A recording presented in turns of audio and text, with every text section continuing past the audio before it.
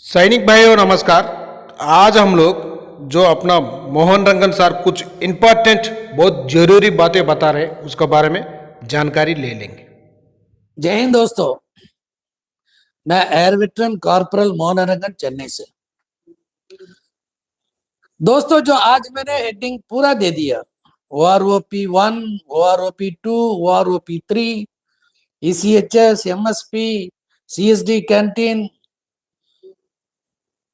एक भूल गया था, जगह नहीं था, डिसेबिलिटी अलाउंस। दोस्तों, ये मामला क्या है?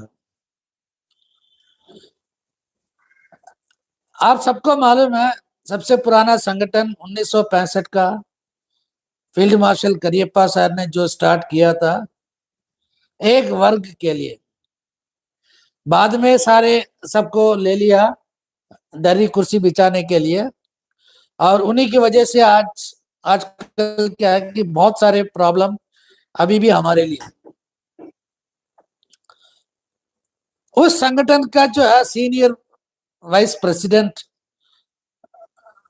तमिलनाडु से है, उसके नाम पे एक व्हाट्सएप वायरल हो रहा है, इंग्लिश में, तमिल में। उसमें ऐसे कास्ट चीज उसने क्या बताया, वो है क्या उसमें? OROP 1, उसमें बहुत सारी खामियां, और वो सही नहीं हुआ। OROP 2 में और भी बहुत सारी खामियां, ये दूर होना चाहिए, उसका सबसे पहला पॉइंट।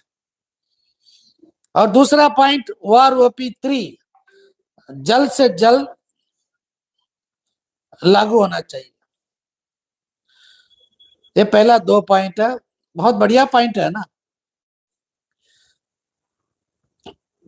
पढ़ने में या सोचने में बहुत बढ़िया पॉइंट है, लेकिन उसके अंदर है क्या? सबसे पहले ये संगठन जो है OROP के टाइम पे 2015-16 में कुछ दिन के लिए ISM के साथ आके बैठते थे। एक लेफ्टिनेंट जनरल आया करता था, फिर एक ब्रिगेडियर भी आया करता था। मैं किसी का नाम नहीं बोलना चाहता हूं, लेकिन आने के 2-4 दिन के बाद बीच में इनका प्रॉब्लम हो गया था, वो कलेक्शन की वजह से। फिर वो चले गए अपने दफ्तर में, फिर आना बंद कर दिया। अचानक फिर उसके बाद 25-30 दिन के बाद फिर आए, फिर 2-4 दिन फिर चले गए। अब उस टाइम इनको मालूम नहीं था क्या?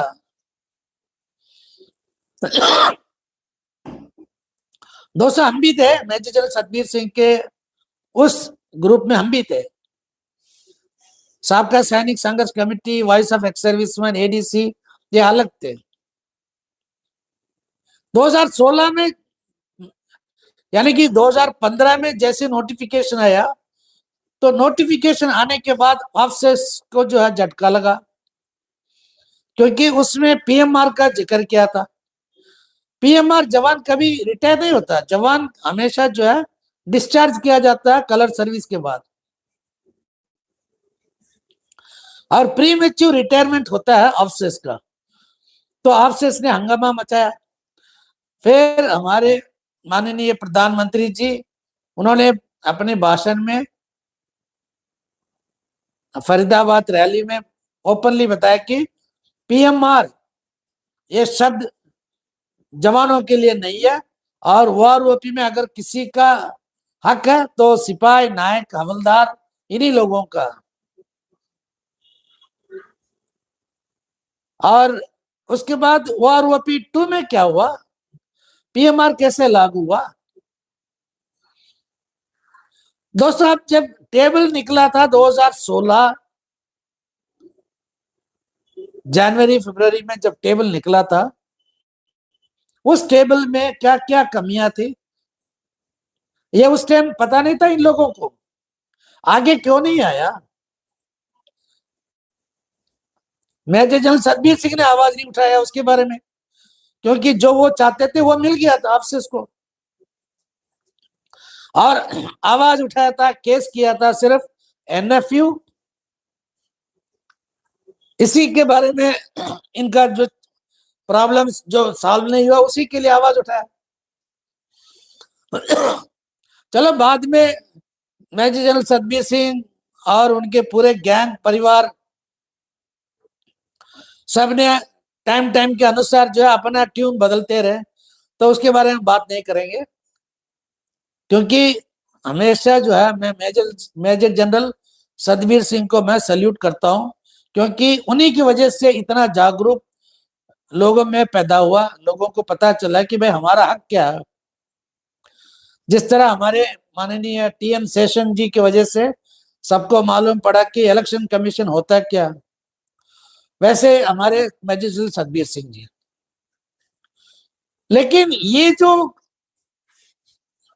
शख्स जिनका मैसेज व्हाट्सएप में घूम रहा है, उसका पहला 2 पॉइंट तो यही खत्म हो गया कि पीएमआर के बारे में आज तक उनका संगठन क्यों नहीं सड़क पे क्यों नहीं आया। इतना बड़ा संगठन, पूरे ऑल इंडिया का आंदोलन करना था।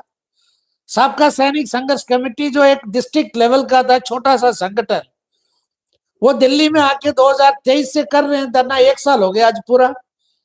उन्होंने अपना जो है इतना, मतलब उसमें कोई, हम ये नहीं कहेंगे कि अनपढ़, लेकिन इतना मतलब लोगों को जो फंडिंग, मतलब फिनेंशियली स्ट्रांग नहीं था, एजुकेशनल स्ट्रांग नहीं था, लेकिन उनके पास हिम्मत था, हौसला था, जज्बा था कि अपने हक के लिए लड़ेंगे करके। 1 साल हो गया अभी, वो हर चीज के लिए लड़ रहे हैं।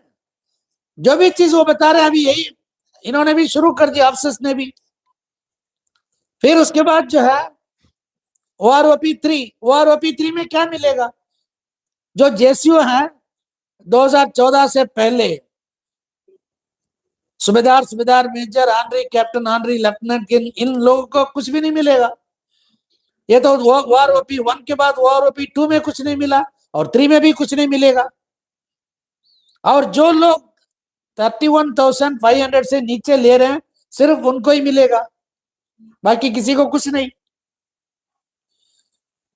लेकिन आपसे इसको सबको मिलेगा। इसके बारे में ये क्यों नहीं बात करते हैं? आप जो भी मतलब ओआरओपी के बारे में जो बात करते हैं ना, गोदी ट्यूबर, चाहे वो सिविलियन हो या एक्स सर्विसमैन हो या कोई भी, वो सिर्फ जवानों के बारे में बात करेंगे। किसी को जो है अफसोस के बारे में, अफसोस का पेंशन पे के बारे में किसी को किसी को कोई चीज मालूम नहीं है। और बात करने से ना फट जाती है उनकी, नहीं बात करेंगे। सिर्फ जवानों के लिए बल्ले बल्ले ऐसे बात करते रहेंगे। असल में अफसोस का बल्ले बल्ले, जवानों का तल्ले तल्ले।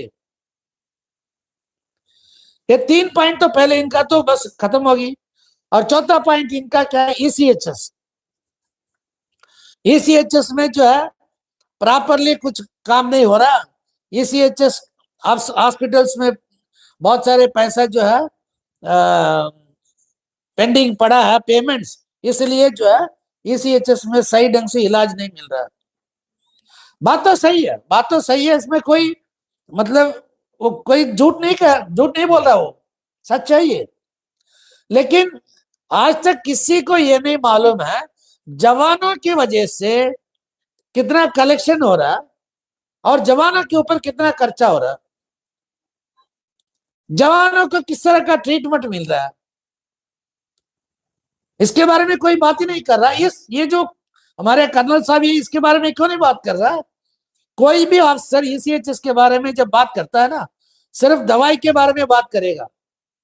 ईसीएचएस में जो फ्रॉड हो रहा, ईसीएचएस घोटाला, स्कैम, इसके बारे में क्यों नहीं करते बात? कौन कौन इन्वॉल्व है इसमें, उसके ऊपर क्या एक्शन लिया, इसके बारे में बात ही नहीं करेंगे। अपने लोगों को बचाना है ना। और चौथी बात इसका यह है सीएसडी कैंटीन। सीएसडी कैंटीन में अफसर्स सारे हर एक सीएस मतलब और सीएसडी कैंटीन हर डिस्ट्रिक्ट में खोलना है। और सुविधा ज्यादा बढ़ाना। फिर उसके बाद जो है ईसीएचएस केंद्र और बढ़ाना, और सैनिक बोर्ड, राज्य जिला सैनिक बोर्ड जो है और इसको विस्तार करना चाहिए, क्योंकि काम सही ढंग से नहीं हो रहा है। दोस्तों, ये तीनों चीज किस लिए मांग रहे हैं? ये तीनों चीज अगर ये कामयाब हो जाते हैं ना, इसमें प्रेशर तो दे रहे हैं, अगर कामयाब हो जाते हैं तो हर जगह ऑफिसर्स का जो है एम्प्लॉयमेंट हो जाएगा। ये अपने हमारे लिए नहीं मांग रहे हैं, इनको कहने दे कि भाई हर जगह जेसीओस और ओआरस को जो है डालना चाहिए। ये आधा बात करते हैं, आधा छोड़ देते हैं। इसके बाद एक और पॉइंट इसने क्या रखा कि हर हर जिला सैनिक बोर्ड में, हर राष्ट्रीय सैनिक बोर्ड में जो है एक रिटायर्ड ब्रिगेडियर या मेजर जनरल को रखना चाहिए, सिविल डायरेक्टर्स को नहीं रखना चाहिए। क्यों भाई? सिविल डायरेक्टर्स वो आईएएस पास करके आते हैं, और हमारे जैसे अगर हमारे ब्रिगेडियर या मेजर जनरल रिटायर्ड को डालेंगे, फिर से यस सर नो सर का कहानी। मतलब इनके जो मन में क्या है कि किसी तरह मेजर से लेके मेजर जनरल तक सेकंड इनिंग्स का और 2-4 साल का प्रबंध करने का चक्कर में बैठा है क्या? लेकिन नाम किसका ले रहा? सब हमारे लिए। दोस्तों, इनकी जो चाल ये है कि ये कहते हैं कि इसको पूरा हर जगह ये मैसेज पहुंचना चाहिए, और सिविल पॉपुलेशन में भी ये मैसेज पहुंचना चाहिए, ताकि सिविलियंस को भी पता चलेगा कि जवान जेसीओ जवान या मतलब फौजियों का क्या क्या प्रॉब्लम्स है। डिसेबिलिटी मतलब इतना भेदभाव नहीं होना चाहिए, ये भी अभी कह रहा है।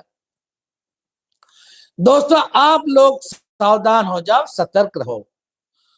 ये 2023 से जो सबका सैनिक संघर्ष कमेटी का जो है वन रैंक वन पेंशन आंदोलन की वजह से लोगों में जागरूक पैदा हुआ, लोगों का पता चल गया कि दुश्मन कौन है, दोस्त कौन है। अब इसलिए जो है ऑफिसर्स के संगठन छोड़ के जेसीओ जवान जो है अपना संगठन खुद ही खोल रहे हैं और खुद अपना संगठन चला रहे हैं। उसको तोड़ने का एक मतलब एक तरह का प्रॉब्लम है, एक तरह का प्रोग्राम है, और कामयाब कराने वाले या अगर कामयाब कराने वाले कौन है? अपने ही जेसीओस ऑनरी कमीशन ऑफिसर्स इनके साथ है। इसलिए बच के रहना, सावधान रहो। मेरा काम है आप लोगों को चेतावनी देना, और जहां तक हो सके हम अपने इलाके में सबको बताएंगे कि भाई पॉइंट अच्छा है, लेकिन हर जगह ये हर पॉइंट में इनको ये जोड़ना चाहिए, ये जो भी है सिर्फ जेसीओस और अदर रैंक्स के लिए, ऑफिसर्स के लिए नहीं।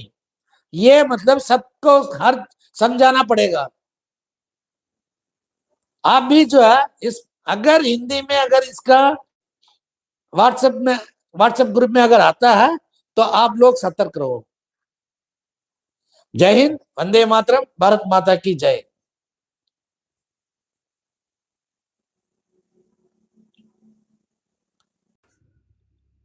सैनिक भाइयों, जो सार बताया वो पूरा जानकारी आप लोग ले लिया होगा, लेकिन एक ज़रूरी बात है, कुछ आदमी के लिए कुछ प्रॉब्लम हो रहे हैं, आप वीडियो मत डालो बोलकर, लेकिन आप लोग बोलते रहेगा, मैं डालते रहेगा, इसी में कोई नहीं। आप बीच में आकर ठाक डालना कोई ज़रूरत नहीं। आपको उतना देखने के लिए इंटरेस्ट नहीं होने से आप मत देखो। जो मेरे साथ जुड़ा हुआ मेरा भाई लोग है वो देखेगा, जो अपना सैनिक भाई जिसको ज़रूरत है वो देखेगा। मैं कोई भैया ऑर्डर से बिठा कर आगे अब देखो टीवी देखना ही पड़ेगा बोलकर मैं नहीं दिखा रहा हूँ ना। जो जिसकी इच्छा है वो देखेगा, वो जानकारी ले लेगा। इसी में कौन सा मेरे करोड़ों को पैसा आ रहा है यार? अपना वीडियो तो ज़्यादा जाता ही नहीं है। जो देखता है कुछ आदमी देखता है, वो कुछ आदमी के लिए डाल रहा हूँ, वो मेरा मर्जी है। आप क्यों बोल रहे मेरे को? आप लोग बोलना छोड़ दो। आपसे होने से आप करो, किसी की हेल्प करने से नहीं तो मत करो। आप बोलने के लिए कोई भी आपके लिए हक नहीं है। मत डालो बोलकर बोलने के लिए आपको हक नहीं है, मैं डालते ही रहेगा। आपको कोई भी प्रॉब्लम होने से आपका प्रॉब्लम आप खुद दूर कर लो, अब मत देखो। अब बताना का मेरे जरूरत ही नहीं है ना, नहीं देखने से। ओके फ्रेंड्स, यही था, कुछ बताना था। कुछ आदमी के लिए प्रॉब्लम हो रहा है, जो वीडियो डाल रहे बोलकर धमकी भी दे रहे, वो धमकी देने दो, कुछ भी देने दो, मैं तो डालते रहेगा।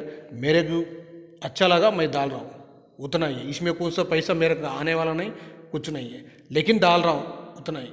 ओके फ्रेंड्स, नेक्स्ट वीडियो मिलेंगे। जय हिंद, जय भारत, सैनिक की एकता जिंदाबाद जिंदाबाद, सैनिक की एकता जिंदाबाद जिंदाबाद जिंदाबाद।